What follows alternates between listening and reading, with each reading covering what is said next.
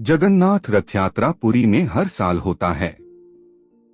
हम सब भगवान के दर्शन के लिए मंदिर जाते हैं, पर इस रथ यात्रा के दिन भगवान श्री जगन्नाथ भक्तों को दर्शन देने के लिए बाहर निकलते हैं। भगवान जगन्नाथ पुरी में क्यों पूजे जाते हैं?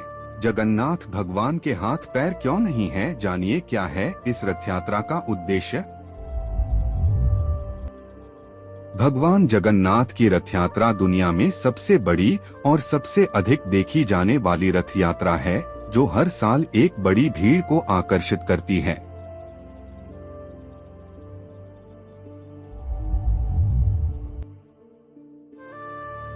भगवान जगन्नाथ की रथ यात्रा आषाढ़ माह में शुक्ल पक्ष की द्वितीया तिथि से रथ यात्रा का आयोजन होता है।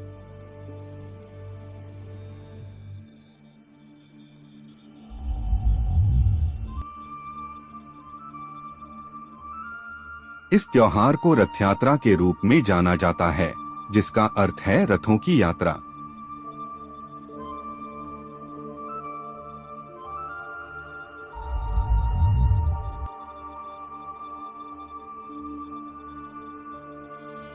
रथ विशाल पहिए वाली लकड़ी की संरचनाएं हैं, जो हर साल नए सिरे से बनाई जाती हैं और भक्तों द्वारा खींची जाती हैं।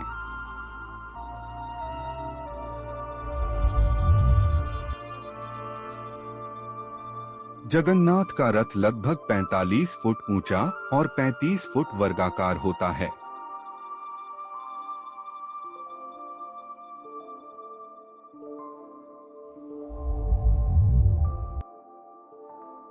इस रथ यात्रा से जुड़ी परंपरागत कथा के अनुसार भगवान जगन्नाथ की इंद्रनील या नीलमणि से निर्मित मूल मूर्ति एक अगरू वृक्ष के नीचे मिली थी।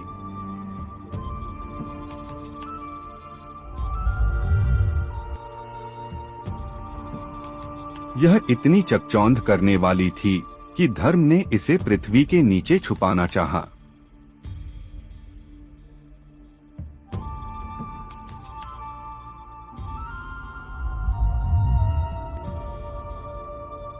मालवा नरेश इंद्रद्युम्न को स्वप्न में यही मूर्ति दिखाई दी थी। तब उसने कड़ी तपस्या की और तब भगवान विष्णु ने उसे बताया कि वह पुरी के समुद्र तट पर जाए और उसे एक लकड़ी का लट्ठा मिलेगा। उसी लकड़ी से वह मूर्ति का निर्माण कराए। उसे लकड़ी का लट्ठा मिल भी गया। राजा को विष्णु और विश्वकर्मा बड़ी कारीगर और मूर्तिकार के रूप में उसके सामने उपस्थित हुए, किंतु उन्होंने यह शर्त रखी कि वे 1 माह में मूर्ति तैयार कर देंगे, परंतु तब तक वह एक कमरे में बंद रहेंगे और राजा या कोई भी उस कमरे के अंदर नहीं आए। माह के अंतिम दिन जब कई दिनों तक कोई भी आवाज नहीं आई, तो उत्सुकतावश राजा ने कमरे में झांका और वह वृद्ध कारीगर द्वार खोलकर बाहर आ गया।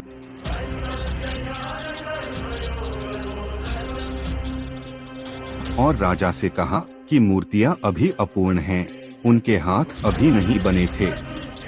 राजा के अफसोस करने पर मूर्तिकार ने बताया कि यह सब दैववश हुआ है और यह मूर्तियां ऐसे ही स्थापित होकर पूजी जाएंगी। तो यही थी भगवान जगन्नाथ रथ यात्रा से जुड़ी परंपरागत कथा। तो आइए हम सब मिलकर इस पवित्र भगवान जगन्नाथ रथ यात्रा में शामिल हों और फायदा बाजार परिवार की ओर से आप सभी को श्री जगन्नाथ रथ यात्रा की हार्दिक शुभकामनाएं।